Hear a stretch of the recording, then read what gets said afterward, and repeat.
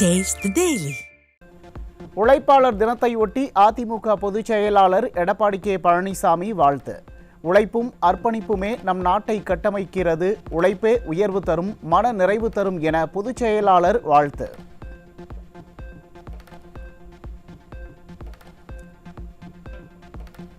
நடிகர் அஜித்குமாரின் பிறந்த நாளை ஒட்டி அதிமுக பொதுச் செயலாளர் எடப்பாடி கே பழனிசாமி வாழ்த்து.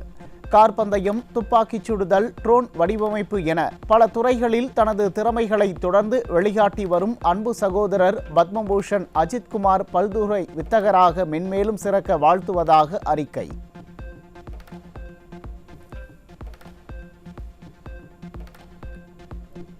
சோழிங்கநல்லூர் தொகுதிக்கு உட்பட்ட பகுதிகளில் மக்களின் அடிப்படை வசதிகளை செய்து தராத ஸ்டாலின் மாடல் அரசை கண்டித்து வரும் 7ஆம் தேதி பள்ளிக்கரணையில் மாபெரும் கண்டன ஆர்ப்பாட்டம். முன்னாள் அமைச்சர் பெஞ்சமின் தலைமையிலும் மாவட்ட கழக செயலாளர் KP கந்தன் முன்னிலையில் ஆர்ப்பாட்டம் நடைபெறும் என கழக பொதுச் செயலாளர் எடப்பாடி கே பழனிசாமி அறிவிப்பு.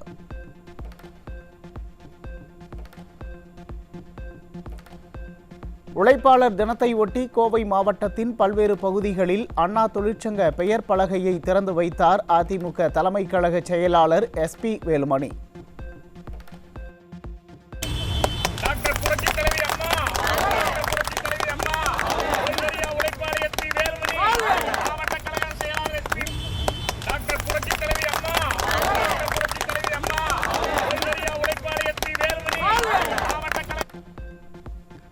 அண்ணா தொழிற்சங்க கொடியை ஏற்றி வைத்த முன்னாள் அமைச்சர் SP வேலுமணி தொழிலாளர்களுக்கு அன்னதானம் வழங்கியதோடு நலத்திட்ட உதவிகளையும் வழங்கினார்.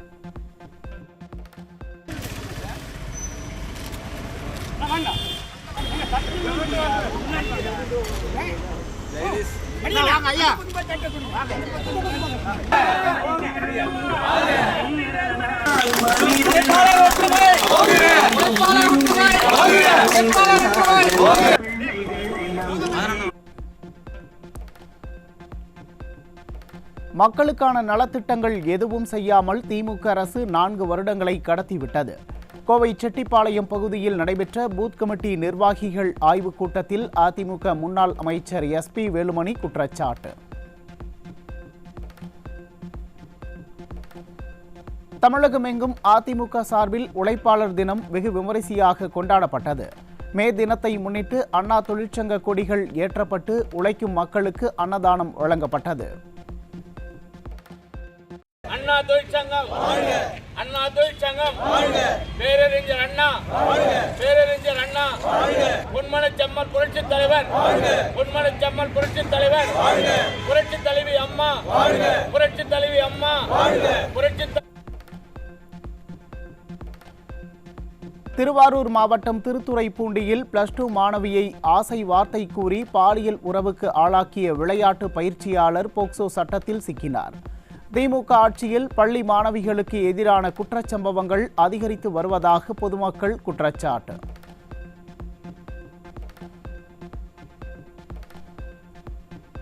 தேனி மாவட்டத்தில் 5 சிறுமிகளுக்கு குழந்தை திருமணம் செய்து வைக்கப்பட்ட சம்பவத்தில் 12 பேர் மீது போக்சோ வழக்கு பதிவு. திறனற்ற ஸ்டாலின் அரசின் அதிகாரிகள் குழந்தை திருமணத்தை முன்கூட்டியே தடுக்காமல் அலட்சிய போக்குடன் செயல்படுவதாக மக்கள் குற்றச்சாட்டு. கள்ளக்குறிச்சியில் 17 வயது சிறுமியை திருமணம் செய்து அப்பெண்ணிடம் தினமும் பணம் கேட்டு மிரட்டிய விவகாரத்தில் 12 பேர் மீது போக்சோ வழக்கு பதிவு. திறனற்ற ஸ்டாலின் ஆட்சியில் பெண்களுக்கு எதிரான குற்றச்சம்பவங்கள் நாளுக்கு நாள் அதிகரித்து வருவதாக பொதுமக்கள் குற்றச்சாட்டு.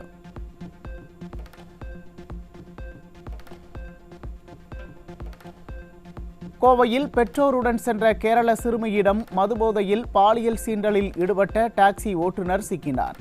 அப்பா என தனக்குத்தானே பட்டம் சூட்டிக்கொண்டு வெற்று விளம்பரம் தேடி வரும் ஸ்டாலின் ஆட்சியில் பெண் குழந்தைகளுக்கு எங்குமே பாதுகாப்பு இல்லாத சூழல் நிலவுவதால் பெற்றோர்கள் அச்சம். சென்னை நொளம்பூர் பகுதியில் சாலையில் நடந்து சென்ற இளம் பெண்ணிடம் பாலியல் சீண்டலில் ஈடுபட்ட நபர் சிக்கினார். ஸ்டாலினின் திமுக ஆட்சியில் சாலையில் நடந்து செல்லக்கூட பெண்களுக்கு பாதுகாப்பு இல்லா அவலநிலை உள்ளதாக பெண்கள் குற்றச்சாட்டு.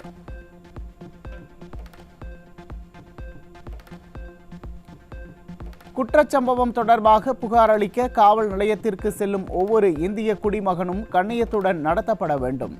இந்திய அரசியலமைப்பு சட்டப்பிரிவு 21 படி அது அடிப்படை உரிமை என்றும் உச்சநீதிமன்றம் உத்தரவு.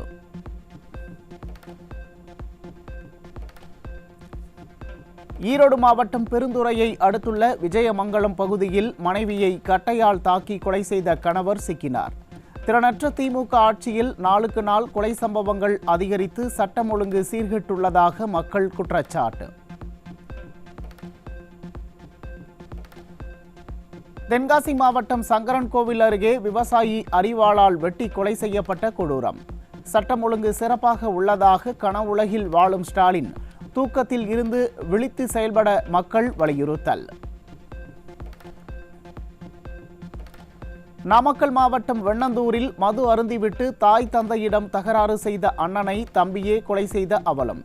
ஸ்டாலின் ஆட்சியில் 24 மணி நேரமும் கிடைக்கும் மதுவால் பல குடும்பங்கள் சீரழிந்து இளம் விதவைகள் அதிகரித்து வருவதாக பொதுமக்கள் வேதனை.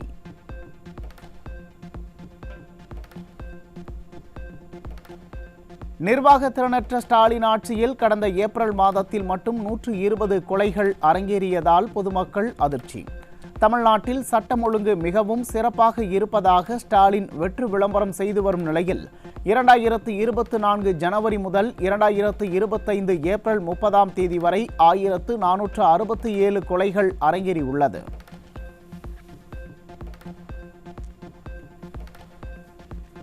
திருப்பூரில் மாவட்ட ஆட்சியர் அலுவலகம் அருகே தலை மற்றும் கை நசுங்கிய நிலையில் சடலமாக கண்டெடுக்கப்பட்ட செவிலியர். பெண்கள் பாதுகாப்பாக இருப்பதாக கனவுலகில் வாழும் ஸ்டாலின் தூக்கத்தில் இருந்து விழித்து தன் ஆட்சியின் அவல நிலையை உணர்ந்து செயல்படுவாரா என பெண்கள் கேள்வி.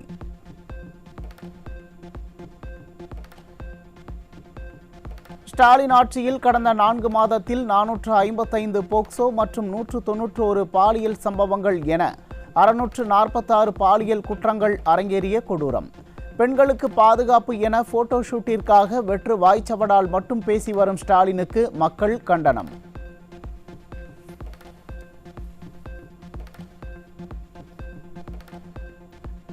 செங்கல்பட்டு மாவட்டம் பாலூர் அருகே தமிழக இளைஞர்களின் வாழ்வை சீரழிப்பதற்காக காரில் கடத்தி வரப்பட்ட 500 கிலோ குட்கா சிக்கியது.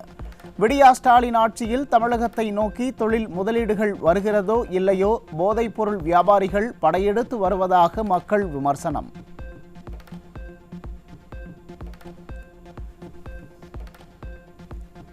கள்ளக்குறிச்சி மாவட்டம் சங்கராபுரம் அருகே ஆட்டோவில் மது பாட்டில்கள் கடத்திச் சென்ற நபரிடம் இருந்து 250 மது பாட்டில்கள் சிக்கியது.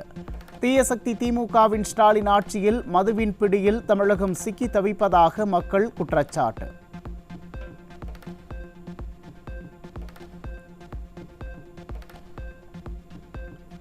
புதிய மினி பேருந்து திட்டம் மே 1ஆம் தேதி தொடங்கும் என அறிவிக்கப்பட்ட நிலையில் தற்போது ஜூன் 15 முதல் பேருந்து திட்டம் தொடங்கப்படும் என அறிவிப்பு. புதிய பேருந்து திட்டம் தொடர்பாக தொழிற்சங்கங்கள் கொடுத்துள்ள வழக்குகள் நீதிமன்றத்தில் நிலுவையில் உள்ள நிலையில் இதுதான் ஸ்டாலின் அரசின் லட்சணம் என மக்கள் விமர்சனம். தூத்துக்குடி அண்ணா பேருந்து நிலையம் முன்பு பழுதாகி நின்ற தகரடப்பா அரசு பேருந்தை தள்ளிச் சென்ற பொதுமக்கள். போக்குவரத்து துறைக்கு புதிதாக பேருந்துகளை வாங்கி உள்ளோம் என சட்டப்பேரவையில் துறை அமைச்சர் வாய்சவடால் விடும் நிலையில் புதிய பேருந்துகள் எங்கே என்று மக்கள் கேள்வி.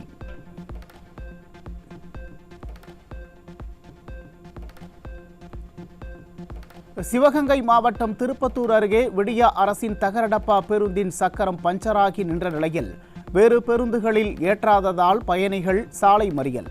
கமிஷன், கலெக்ஷன், கரப்ஷன் என செயல்படும் ஸ்டாலின் ஆட்சியில் அரசு பேருந்துகளை நம்பி பயணம் மேற்கொள்ள முடியாத நிலை ஏற்பட்டுள்ளதாக பொதுமக்கள் குற்றச்சாட்டு.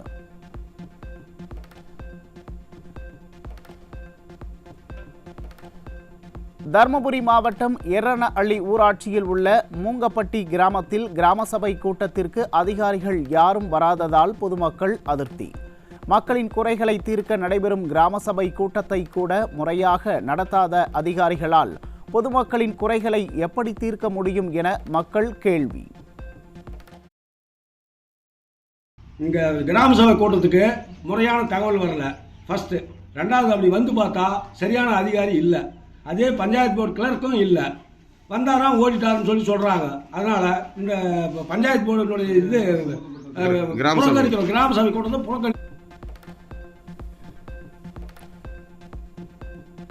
மதுரை கீழமாத்தூர் ஊராட்சியில் நடைபெற்ற கிராம சபை கூட்டத்தில் கழிவுநீர் கால்வாய் மற்றும் கழிப்பறை வசதி செய்து தராத அதிகாரிகளை முற்றுகையிட்டு பொதுமக்கள் வாக்குவாதம்.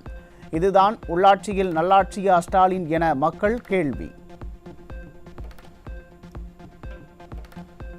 கரூர் மாவட்டம் குளித்தலை அருகே அடிப்படை வசதிகள் செய்து தரக்கோரி கிராம சபை கூட்டத்தை புறக்கணித்து வீடுகளில் கருப்பு கொடி கட்டி மக்கள் காத்திருப்பு போராட்டம். ஸ்டாலினின் திமுக ஆட்சியில் மக்களுக்கு அடிப்படை வசதிகள் கூட செய்து கொடுக்க முடியாதா என கேள்வி.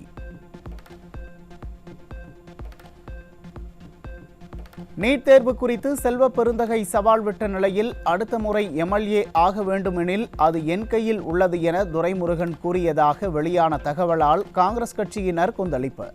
ஸ்டாலினின் புலம்பலையும் மீறி விடியா திமுக அமைச்சர்களின் அநாகரிக மற்றும் ஆணவ பேச்சால் கூட்டணியில் விரிசல் பதற்றம் அதிகரிப்பதால் ஸ்டாலின் தூக்கமின்றி தவிப்பதாக அரசியல் வட்டாரங்கள் தகவல்.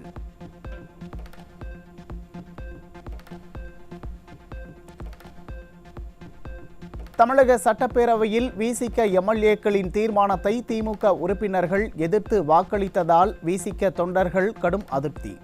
கூட்டணி கட்சி என்ற மதிப்பு கொஞ்சமும் இல்லாத நிலையில் உரிமையில்லா கூட்டணியில் இதற்கு மேல் இருந்து என்ன பயன் என்றும் கேள்வி.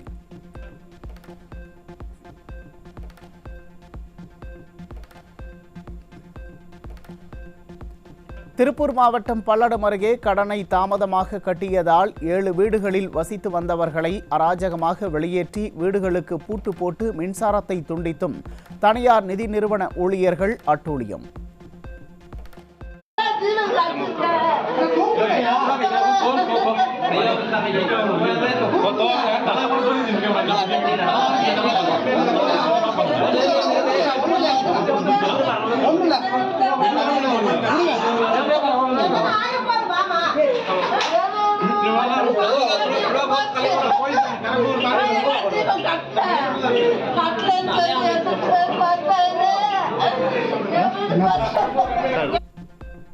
வீட்டு உரிமையாளரின் மனைவி பூச்சி மருந்து அருந்தி தற்கொலைக்கு முயன்ற நிலையில் கடன் வசூல் வன்முறைக்கு எதிராக சட்டப்பேரவையில் உதயநிதி கொண்டு வந்த புதிய சட்டம் என்பதெல்லாம் அனைத்தும் நாடகமா என்று மக்கள் கேள்வி.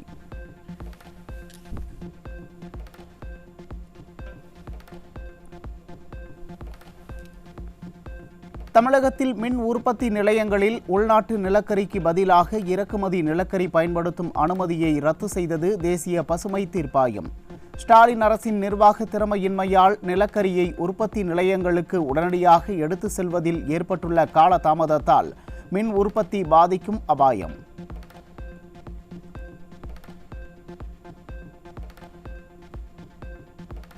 மின்சார வாகனங்களின் உற்பத்தி மற்றும் பயன்பாட்டை அதிகரிக்கும் வகையில் பல சலுகைகள், விலக்குகள், மானியங்களுடன் கூடிய புதிய மின்சார வாகன கொள்கையை அறிவித்த மகாராஷ்டிரா அரசு. தமிழ்நாடு மின்சார வாகன கொள்கை 2023 படி 50,000 கோடி ரூபாயில் முதலீடு, 1.5 லட்சம் வேலை வாய்ப்புகள் இலக்காக உள்ள நிலையில் தமிழ்நாட்டிலும் இத்தகைய திட்டம் வருமா என மக்கள் எதிர்பார்ப்பு.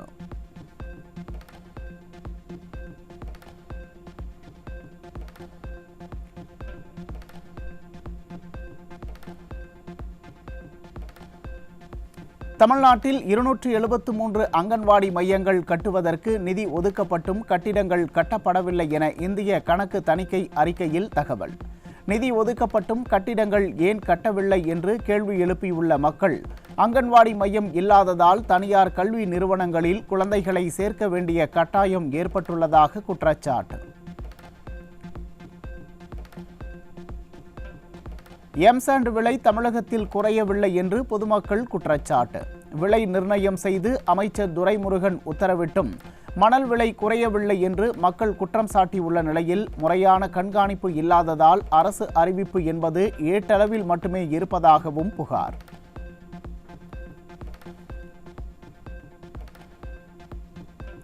நாமக்கல் மாவட்டம் பள்ளிப்பாளையம் நகராட்சி கழிப்பிடத்தில் கட்டணம் கொடுப்பது தொடர்பாக ஏற்பட்ட மோதலில் ஒருவருக்கொருவர் தாக்குதல்.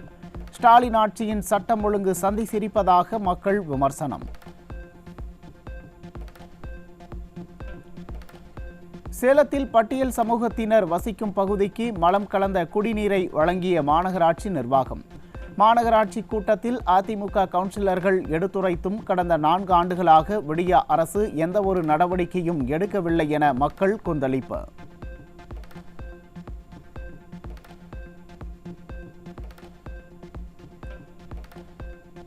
(2025) முதல் காலாண்டில் உலகளாவிய தங்கத்தின் தேவை 15% குறைந்து 1206 டன்னாக உள்ளதாக உலக தங்க கவுன்சில் அறிக்கை.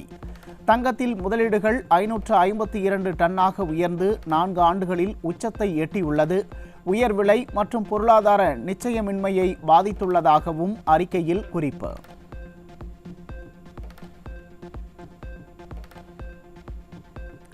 அட்சய திருதியை முடிந்ததை அடுத்து சென்னையில் ஆபரண தங்கத்தின் விலை சவரனுக்கு 1640 ரூபாய் குறைந்து ஒரு சவரன் 70,200 ரூபாய்க்கு விற்பனை.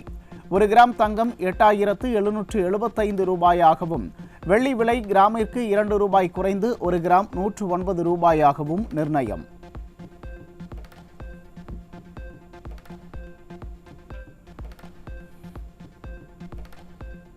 சென்னையில் 19 கிலோ எடை கொண்ட வணிக சிலிண்டரின் விலை 15 ரூபாய் 50 காசுகள் குறைந்து 1906 ரூபாய்க்கு விற்பனை. 14 கிலோ எடை கொண்ட வீட்டு உபயோக சமையல் எரிவாயு சிலிண்டர் விலையில் எந்த மாற்றமும் இல்லாமல் 868 ரூபாய் 50 காசுகளுக்கு விற்பனை.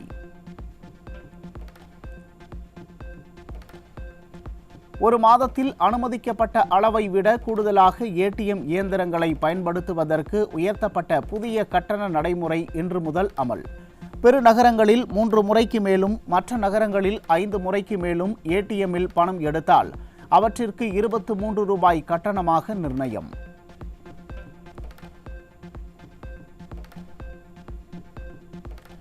தமிழ்நாட்டில் கத்திரி வெயில் மே 4ஆம் தேதி தொடங்கி 28ஆம் தேதி வரை 25 நாட்கள் நீடிக்கும் என தகவல். மே 1 முதல் வெயிலின் தாக்கம் அதிகரிக்கும் என்பதால் மக்கள் பாதுகாப்பாக இருக்குமாறு வானிலை ஆய்வாளர்கள் எச்சரிக்கை.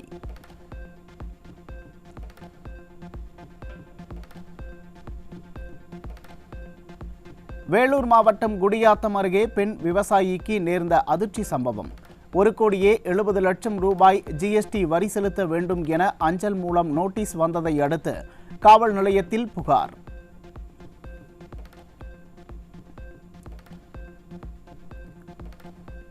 சிண்டிகேட் மற்றும் செனட் உறுப்பினர்களின் எதிர்ப்பையும் மீறி 3ஆம் முறையாக பற்றாக்குறை பட்ஜெட்டை அங்கீகரித்துள்ள சென்னை பல்கலைக்கழகம்.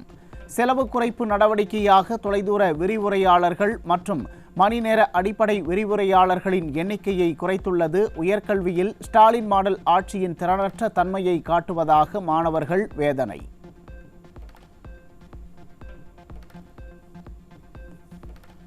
கிருஷ்ணகிரி மாவட்டம் காவேரிப்பட்டினம் அருகே கருவில் இருக்கும் குழந்தையின் பாலினத்தை கண்டறிந்து கூறிய மருந்தக உரிமையாளர் சிக்கினார். திறனற்ற ஸ்டாலின் ஆட்சியில் மாரத்தான் புகழ் அமைச்சரை போல் சுகாதாரத்துறையும் செயலிழந்துள்ளதால் இத்தகைய குற்றங்கள் சர்வசாதாரணமாக நடைபெறுவதாக மக்கள் கொந்தளிப்பு.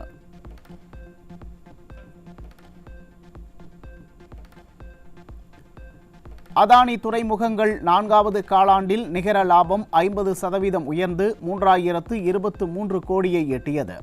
நிதி நிறுவனத்தின் வருவாய் 23% வளர்ச்சி அடைந்ததற்கு 8% அதிகரித்த சரக்கு கையாளுதலே முக்கிய காரணம் என தகவல்.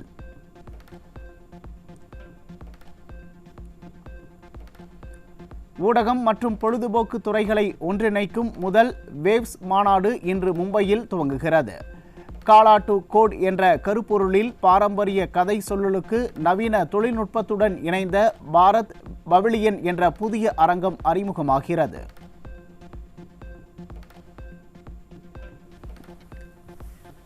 மகாத்மா காந்தி தேசிய ஊரக வேலை உறுதி திட்டத்திற்காக 2024-2025 ஆண்டில் தமிழகத்திற்கு மத்திய அரசு ஒதுக்கிய 2,999 கோடியில் 1,111 கோடியை பெற்ற தமிழக அரசு மக்கள் நலத்திட்டங்களுக்கு நிதி இல்லை என புலம்பும் ஸ்டாலின், பெறப்பட்ட நிதியை அந்தந்த திட்டங்களுக்கு முறையாக செலவிட மக்கள் வலியுறுத்தல்.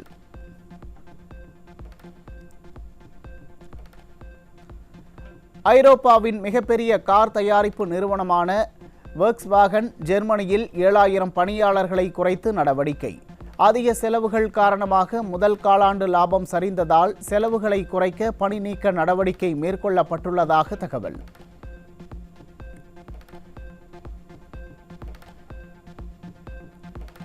ஓபன் ஏஐக்கு போட்டியாக லியாமா 4 AI தொழில்நுட்பத்தில் உருவாக்கப்பட்ட தனி AI செயலியை அறிமுகம் செய்துள்ள மெட்டா நிறுவனம்.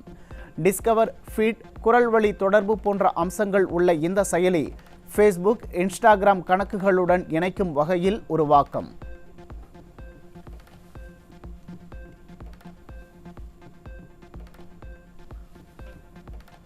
இந்த ஆண்டின் இறுதிக்குள் செயற்கை நுண்ணறிவு தொழில்நுட்பம் மூலம் 97 மில்லியன் புதிய வேலைகள் உருவாகும் என உலக பொருளாதார மன்றம் தகவல். ஏஐ தொழில்நுட்பம் மூலம் 45% புதிய வேலை வாய்ப்புகள் உருவாகும் நிலையில் 85 மில்லியன் வேலைகள் பாதிக்கப்படலாம் என வல்லுநர்கள் கருத்து.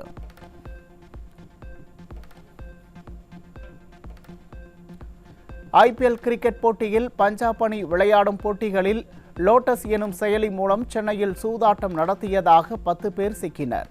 திமுக ஆட்சியில் காவல்துறையினர் ரகசிய விசாரணை நடத்துகிறார்களே தவிர சூதாட்டத்திற்கு முற்றுப்புள்ளி வைக்க நடவடிக்கையில் இல்லை என குற்றச்சாட்டு.